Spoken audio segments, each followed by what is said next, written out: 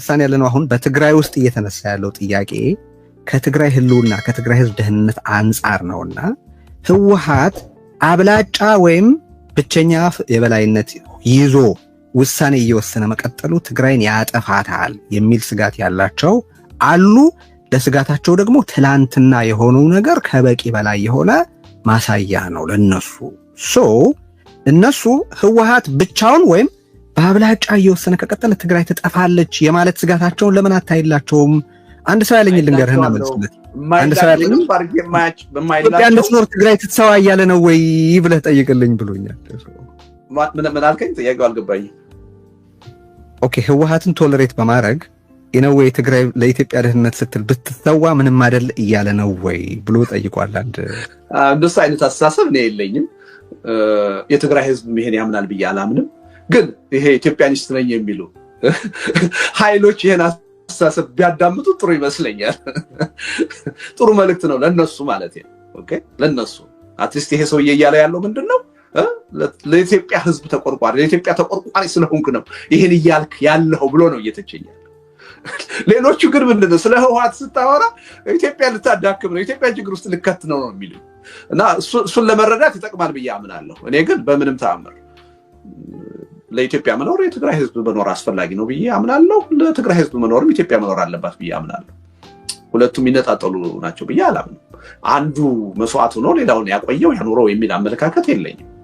ይህ አመለካከቴ ደግሞ በአደባባይ የሚታወቅ ነገር ነው። ኤኒዌይ ወደ ቅድሙ እንመለስና ቴዲ ብቻው የሚለውን ነገር አብሶሉትሊ ይቃወማለሁ። ብቻው ይወስን የሚለው በማጆሪቲ ይወስን። አዎ እስከመቼ ድረስ? የፕሪቶሪያው ስምምነት እስኪያከትም ድረስ የነበረውን ጭቅጭቅ ታውቃለህ አይደለም? ፕሪቶሪያ ስምምነት ሲፈረም ፊርማው በትግራይ አስተዳደር ያ ተመጥቷል በሚባለው ይካሄድ ወይንስ በቲፒኤልኤፍ ይጠቅመኛል ብሎ አገዛዙ ቲፒኤልኤፍ ነው መፈረም ያለበት አለ። ሰጠው ኃላፊነቱን ከሰጠው በኋላ እንደገና በምክር ቤት ሰበብ የዛን ኃላፊነት የማስፈጸም መብት ሊነጥቀው አይችልም። የማስፈጸም መብት አልሰጠውም። የፕሪቶሪያ ስምምነት ፈራሚ ነው ማለት የማስፈጸም ኃላፊነት አለበት ማለት አይደለም።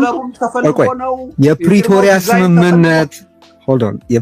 ስምምነት ፕሪሳይስሊ ኤክስፕሊሲትሊ ህወሓት የሚቋቋመው አስተዳደር የህወሓት እንዳይሆን ይከለክላል ብቻ ሳይሆን ከዛ በኋላ ህወሓት ከብልጽግና ጋር ተስማምቶ ፕሪቶሪያ ከሚሰጠው መብት በታች ለመቀበል አድሮ የሚቋቋመውን አስተዳደር ባህሪ ወስኗል። በዚህ ምክንያት አይደል እንደ ታደሰ ወረደ 8 ነጥብ ተቀብሎ አዲስ አበባ መቀለ ሲመለስ ያየ ነው። አሁን ስንከራከር ምን ይመስላል መሰለ ህወሓት የራሱን ምንድነው የመወሰን ስልጣን ለማስጠበቅ ሲል ከብልጽግና አንጻር ቆሞ የነበረ ያስመስላል። የነበረው ሂደት እንደዛ አይደለም። ያቺን 51% ለማግኘት ሲል የትግራይን የማደራደር አቅም የሚያዳክሙ በርካታ እርምጃዎች ወስዷል ህወሓት። አሁን እዚህ ጋር ያለው ሪሌሽንሺፕ ህወሓት ራሱን ለመጥቀም በሚያደርገው ጥረት ትግራይን እየጎዳት ነው፣ የመደራደር አቅሟን እየጎዳ ነው። አሁን ሌላ እልቂት ሊያዋልድ ነውና ይህንን ፓርቲ ተጽዕኖውን መቀነስ የመወሰን አቅሙን መቀነስ ትግራይን መጥቀም ነው የሚሉትን ተቃዋሚዎች አንደርስታንድ ታደርጋቸዋለሁ። የመጨረሻ ላድርገው ይህን ጥያቄ ከዚህ ለመውጣት ጥሩ ነው። እኔ አሁን ለሁለቱም መልእክት ላስተላልፍ። ለትግራይ ህዝብ ህልውና የሚጠቅመው አሁን አንድነት ነው። ይሄን አንድነት ለማስጠበቅ ደግሞ ከነችግሩም ከነድክመቱ ህወሓት አሳታፊ መሆን አለበት። አዎ አሳታፊ መሆን አለበት። አሁን ባለው ተጨባጭ ሁኔታ ግን የስምምነቱ ፈራሚ እንደመሆኑ መጠን የፕሪቶሪያውን ስምምነት የማስፈጸም ግዴታ እና ኃላፊነት የተጣለበት አካል እንደመሆኑ መጠን የመወሰን መብቱን ይዞ መቀጠል አለበት። ነገሮቹ ቅድም እንዳልኩ አንደኛ የፕሪቶሪያው ስምምነት መሬት ላይ ተፈጽሞ እንግዲህ ጦርነት ውስጥ ካልገባን ማለት ነው። ሁለተኛ ነገ ከነገ ወዲያ የትግራይ ህዝብ ነፃና ፍትሃዊ የሆነ ምርጫ የማድረግ እድል አግኝቶ ሌሎች የፖለቲካ ኃይሎች አብላጫ ድምጽ እንዲወስዱ እስኪመርጥ ድረስ ቲፒኤልኤፍ የማጆሪቲ ድምጽ ማጆሪቲ ነው ያልኩት ብቸኛ አይደለም የማጆሪቲ ድምጽ ይዞ መሄዱ ይጠቅማል እንጂ አይጎዳም ትግራይ አሁን ባለው የፖለቲካ ሁኔታ የተፈረካከሰ ሁኔታ አይደለም የሚያስፈልገው በተወሰነ ደረጃ ማዕከላዊነት ያስፈልገዋል ኮማንድ ያስፈልገዋል አሁን ያለው በፖለቲካ ፉክክር አውድ ውስጥ አይደለም በጦርነት አውድ ውስጥ ነው በእንደዚህ አውድ ውስጥ በኔ ባለ የፖለቲካ መረዳት ጠንካራ የሆነ ማዕከላዊነትም ያስፈልጋል አሁን ቁልፉ ጥያቄ የዲሞክራሲ ጥያቄ አይደለም ያሳታፊነት ጥያቄ አይደለም ቁልፉ ጥያቄ ልዩነቶቻችንን ወደፊት ለዲሞክራሲ ወደ ጎን አስቀምጠን የትግራይን ህዝብ ህልውና የኢትዮጵያን ህዝብ ህልውና ቅድሚያ ዋጋ ሰጥተን እንዴት ተባብረን እንቆም ነው ስለዚህ የምትቃወሙ ሰዎች ተቃዋሚዎች ተቃውሙ ትችት አቅርቡ በዚህ ረገድ አትታክቱ ምክንያቱም አደገኛ ቲፒኤልኤፍ አሁን ያለው መዳከም ራሱ ሄዶ የሚበተን ከሆነ ለራሳችሁ ህልውና አደገኛ ነው ለትግራይ ህዝብም ህልውና አደገኛ ነው ለመላው ኢትዮጵያ ህዝብም አደገኛ ነው ኢትዮጵያ ውስጥ ያለውን የኃይል ሚዛንም የሚያዛባ ስለዚህ መተቻችሁን ቀጥሉ ትግራይ ውስጥ ያለው ህውሃት አግባብ ባለው መንገድ እንዲጠናከር ነው እንጂ እንዲዳከምና እንዲፈርስ ጥረት አታድርጉ አሁን አይጠቅማችሁ ብዬ ነው የምለው ይሄን በልዩነት ማንም መውሰድ ይችላል የኔ መረዳት ይሄ የሻዕቢያን ጉዳይ ቀጥሎና አንሳ የኤርትራን መንግስት በተመለከተ ለጻፍክ እና አንዱ ስጋት ይሄ የአብላጫ ድምጽ በህወሓት ከተያዘ ለምሳሌ በጽሁፍ ላይ በወረቀትህ ላይ የጠቀስከው ነገር አለ ምንድነው ህወሓት ሻዕቢያና ፋኖ በአገዛዙ ላይ ለመዝመት እየተዘጋጁ ይመስላል ብለህ የአደባባይ ምስጢር ነው ሶስቱ ኃይላት በብልጽግና ላይ ለመዝመት እየተዘጋጁ ይመስላል የሚል አይነት ነገር አስቀምጠሃልና አንዱ የሚነሳው ተቃውሞ ብቻውን የሚወስን ከሆነ ከሻዕቢያ ጋር አሁን እንደሚያደርገው አብሮ ትግራይን የጦር ሜዳ ያደርገዋል ይሄ እንዲሆን ሐሳቡን ያቅርብ ግን ሐሳቡ ሁሉ ውሳኔ ሆኖ ትግራይን ወደ አጠቃላይ የጦር አውድማነት የማይቀይርበት ሁኔታ መኖር አለበት የሚል ነው ወረቀትህ ላይ ያቀረብከው ትችት አለ ለምሳሌ ከሻዕቢያ ጋር ኦር ከሌላ ጸረ ኢትዮጵያ ኃይላት ጋር መተባበር የትግራይንም ህዝብ የኢትዮጵያንም ህዝብ አይጠቅምም የሚል አይደለም ህወሓት ይሄንን ወስኖ ትግራይንም የጦር አውድማ እንዳያደርግ የማድረግ እድል ቢኖራቸው ተቃዋሚዎቹ ይሄ አሁን ያልከው ሰላም ይምጣ ጦርነት ይቆም የሚለውን ግብ በማሳካት ረገድ አዎንታዊ ሚና አይኖረውም ወይ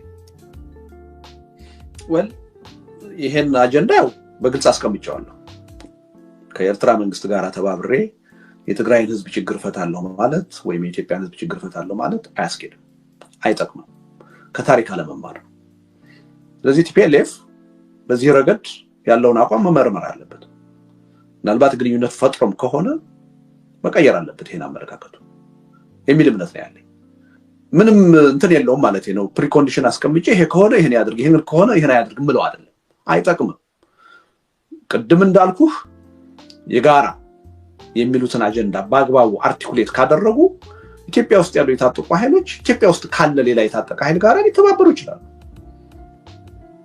ይችላሉ አጀንዳቸውን በደንብ ለህዝብ አቅርበው ማለት ነው ከውጭ ኃይል በተለይም ከሻዕቢያ ጋር ተባብሬ የማንንም ችግር ፈታለሁ የሚለው ነገር ግን አይሰራም አይጠቅም ስተት ነው ብዬነው አንደኛው ይሄን ከቲፒኤልኤፍ ማጆሪቲ መሆን ጋር ያይዘናል ቴዲ ልክ አሁን አንተ ቲፒኤልኤፍ ማጆሪቲ ሲሆን ከኤርትራ መንግስት ጋር ሄዶ የመተባበር እድል ይኖረዋል ብለህ እንደምታስበው ሁሉ ቲፒኤልኤፍ ማይኖሪቲ ሲሆን ደግሞ ሌላው ኃይል ከብልጽግና ጋር ሄዶ የመተባበር እድል ሊፈጠር ይችላል በተግባርም እያየን ነው ትናንትና ቲፒኤልኤፍ ችግሩን እንዲፈታ ነው ምንታገለው ያሉ ሰዎች በሁለት ወገን አንደኛው ወገን አዲስ አበባ ገብቶ የብልጽግና አሽከር ሲሆን እያየን ሌላኛው ወገን ጠመንጃ አንስቼ ከቲፒኤልኤፍ ጋር አዋጋለሁ እያለ ሁለቱም ትክክል አይደል ስለዚህ ይሄ የባላንስ ኦፍ ፓወር ጉዳይ ከአንድ አቅጣጫ ብቻ ለምን እናየዋለን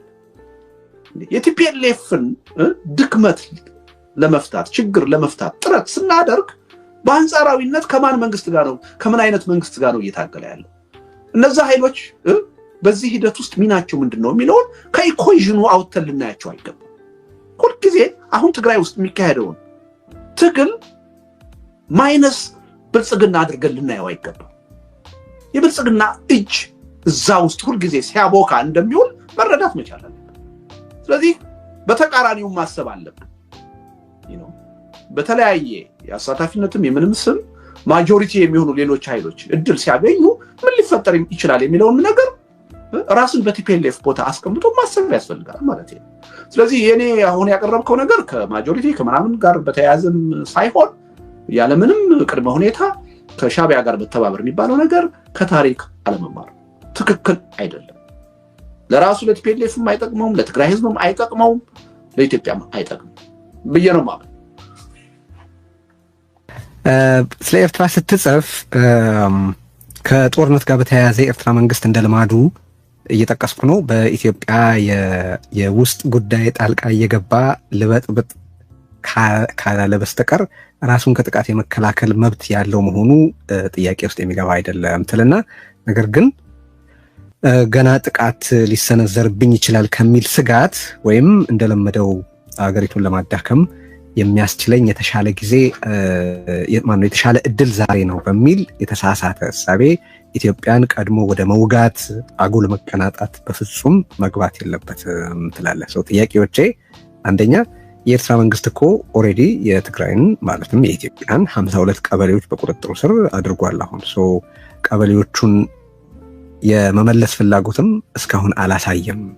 ስለዚህ በአሁኑ ወቅት በኢትዮጵያና በኤርትራ መካከል the state of war exist እያደረገ ያልሆነው ብልጽግና የኢትዮጵያን ሉዓላዊነት ለመከላከል ግድ ስለሌለው ብቻ ካልሆነ በስተቀር ሻቢያ ጦርነቱ እንዲከሰት የሚያደርግ ነገር ኦሬዲ አድርጎ የለም ወይ?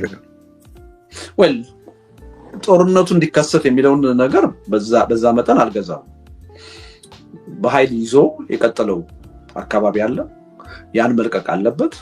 ያን እንዲለቅ ግን በቀጥታ ወደ ጦርነት መግባት አለብን ብዬ አላምንም። ምክንያት አለ ይሄን የምልበት። አንደኛ ያን አካባቢ ሄዶ የተቆጣጠረው በኢትዮጵያ መንግስት ፈቃድ ነው፣ ግብዣ። አሁን ሲጣሉ ይሄን ጉዳይ በቀጥታ በጦርነት ሄጄ ላስመልስ ማለቱ ተገቢ ነው የሚል እምነት የለኝም። ህጋዊ የሆኑ አካሄዶችን መጀመሪያ አሟጦ መጠቀም አስፈላጊ ነው ብዬ አምናለሁ። ተቋማት አሉ፣ ኦሪጂናል ተቋማት አሉ፣ ዓለም አቀፍ ተቋማት አሉ። እንዲህ አይነት ጉዳዮችን ማየት የሚችሉ ኢትዮጵያ ፈራሚ የሆነችባቸው በነዛ ተቋማት አማካኝነት ክስ አቅርቦ ይሄን ችግር ለመፍታት መጀመሪያ ጥረት ማድረግ ያስፈልጋል።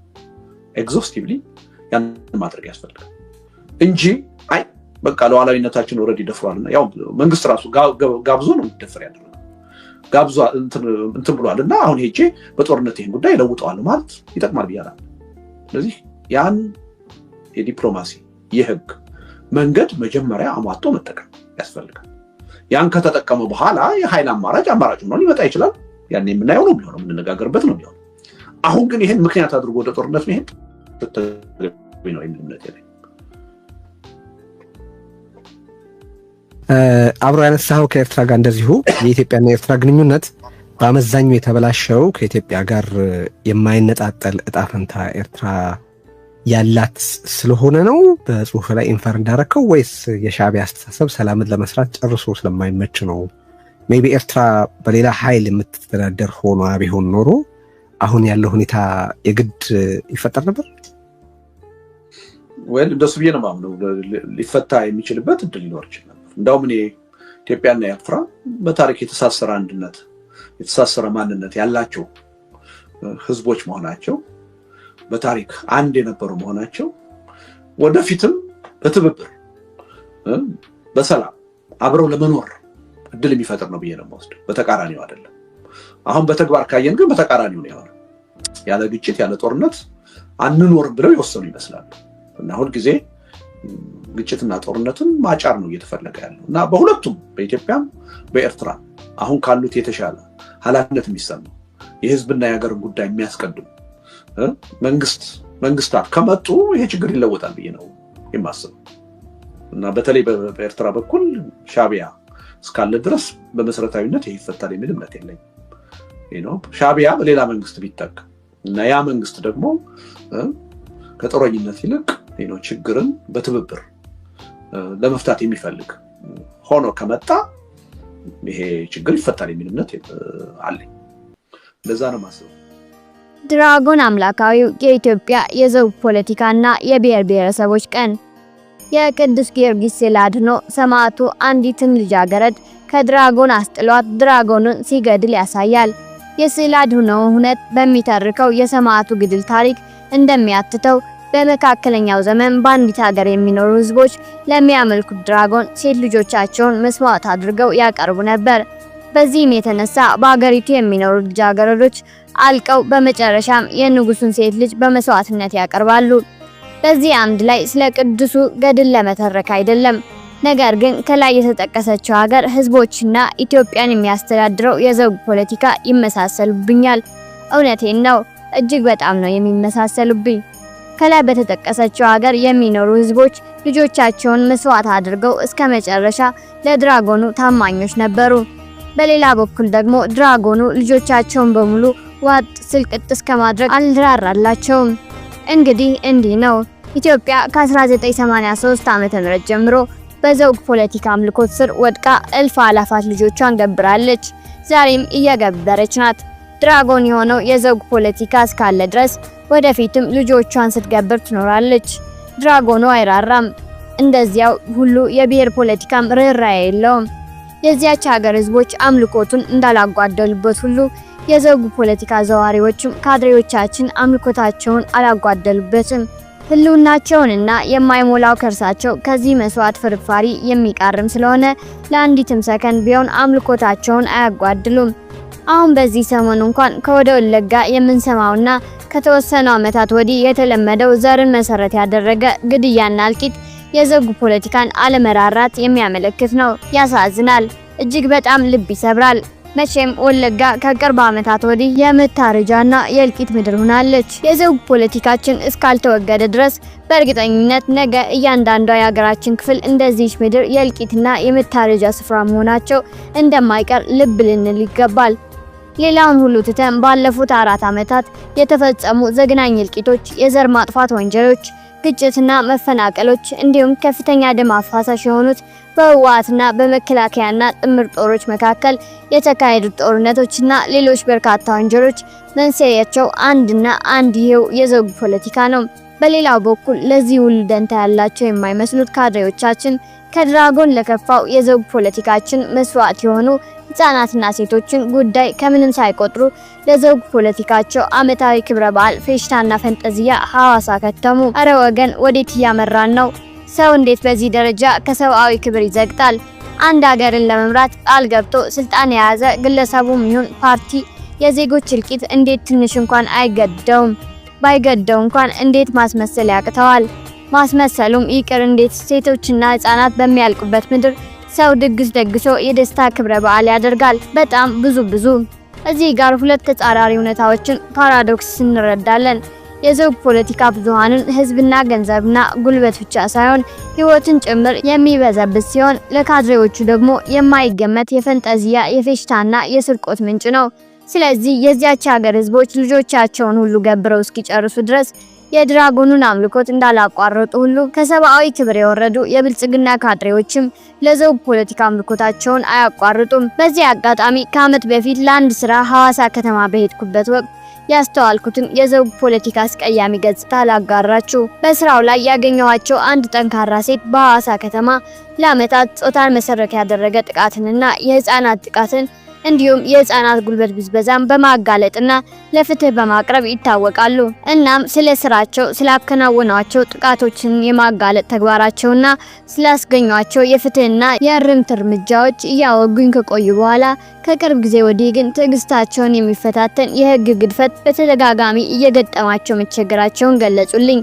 እኔም ጉዳዩንና መንስኤውን ጠየቅኳቸው። ትክዝ ብለው የዘውግ ፖለቲካ መሆኑን ገለጹልኝ። እንዴት ሊሆን እንደቻለ ጠየቅኳቸው። እርሳቸውም አብራሩልኝ። ሲዳማ ክልል ሆኖ ከተደራጀ በኋላ በሐዋሳ ዋና ብቻ ሳይሆን ሁሉም የሥራ ኃላፊነቶች በብሔሩ ተወላጆች እንዲያዝና የሌላ ብሔር ተወላጆች ትውልድና እድገታቸው ሐዋሳ ቢሆንም እንኳን ባይተዋርና መጤ ተብለው መፈረጃቸውን ነገሩኝ። እኔም ይህማ በመላ ኢትዮጵያ የምናስተውለው የዘውግ ፖለቲካ ነቀርሳ መገለጫ መሆኑን አረጋገጥኩላቸው። ይህ ብቻ እንዳይመስል ብለው ቀጠሉ። ይህ ብቻ አይደለም። በግንቦት ወር 2014 ዓ.ም አንዲት የ9 ዓመት ህፃን ጾታዊ ጥቃት ተፈጽሞባት ጉዳዩን ለፖሊስ ያመለክታሉ። ክስ ተመስርቶ የፍትህ ሂደቱን ሲከታተሉ እንደቆዩም ነገሩኝ። ሆኖም ባልተጠበቀ ሁኔታ ተጠርጣሪው በነጻ ተለቆ የፍትህ ሂደቱ እንደተቋረጠ ነገሩኝ። ለምን ብዬ ስጠይቃቸው ተጠርጣሪው የሲዳማ ብሔር አባል እንደሆነና ተጠቂዋ ህፃን ደግሞ የሌላ ብሔር አባል መሆኗ ብቸኛው ምክንያት እንደሆነ ሲነግሩኝ እጅግ በጣም አዘንኩ። የዘውግ ፖለቲካችን ከምናስበው በላይ ሰብአዊ መብትና ክብሮችን አደጋ ላይ የጣለ እንደሆነ ያመላክተናል። ሰውን ገድሎ ከፍተኛ የስርቆሽ ወንጀሎችን ፈጽሞ ጾታዊ ጥቃቶችን አድርሶ የዘር እልቂትን ፈጽሞ ብሔር በሚባል ሸለፈትና ቅርፊት ውስጥ እየተደበቀ ስለ ሰብአዊ መብት፣ ስለ ፍትህ፣ ስለ ዲሞክራሲ አይደለም መናገር ማሰብ እንኳን አይቻልም። ከዚህ ሁሉ የከፋው ደግሞ የዘውግ ፖለቲካ ፍጻሜ የሌለው መሰነጣጠቅ፣ መፈረካከስ፣ እርስ በርስ መበላላት ውስጥ የሚከት ክፉ ጣዖት መሆኑን አገልጋይ የሆኑት ከሰብአዊ ክብር የወረዱ ካድሬዎች እንኳን አያውቁም። ዛሬ ላይ አማራ፣ ኦሮሞ፣ ትግሬ ምንትስ እየተባባልን እየተባላንና ንጹህ ደም ያለ ከልካይ እያፈሰስን ነው። አንድ የማረጋግጥላችሁ እውነታ በዚህ አይቆምም። ነገ ወለጋ፣ ሸዋ፣ አሩሲ ምንትስ እያልን እንቀጥላለን። ድራጎኑ የአገሪቱ ህዝቦች ልጆቻቸውን እስኪጨርሱ እንዳራራላቸው ሁሉ የዘውግ ፖለቲካም እርስ በርስ ተባልተን እስክንጨራረስ እንደማይራራልን ልናውቅ ይገባል። ካድሬዎቻችንም የሚበሉት ቁርጥና የሚረጩት ውስኪ የወገኖቻቸው ስጋና ደም እንደሆነ እንዲረዱት በአጽንኦት ለማሳሰብ ወዳለው። ልብ ይስጠን። ህዳር 29 2015 ዓ.ም መምህር እውነቱ ይታየ ከመሃል አዲስ አበባ